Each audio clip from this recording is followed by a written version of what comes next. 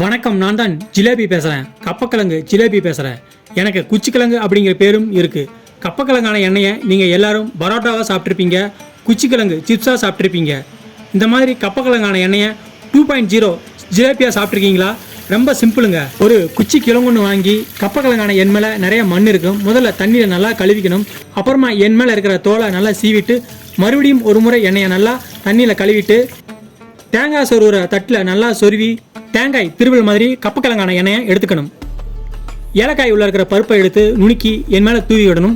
அப்புறமா முந்திரி பருப்பு பொடியாக கட் பண்ணி என் மேலே தூவி விட்டுட்டு தேவையான அளவு நாட்டு சர்க்கரையை தூவி விட்டுட்டு நல்லா கலக்கிட்டு ஜிலேபி பவுடரை எடுத்து என் மேலே தூவி விட்டுட்டு கலர் எடுத்து உருண்டை பிடிச்சி தட்டிட்டு என் மேலே முந்திரி பருப்பு ஒவ்வொரு பீஸாக வச்சு இட்லி சட்டியில் தண்ணி ஊற்றி தண்ணி நல்லா கொதிக்க விட்டு இட்லி தட்டை உள்ளே எடுத்து வச்சு மூடி போட்ட 5 நிமிஷம் திறந்து பார்த்தா அழகான கப்பக்கிழங்கு அல்லது குச்சிக்கிழங்கு 2.0 ஜிலேபி ரெடி.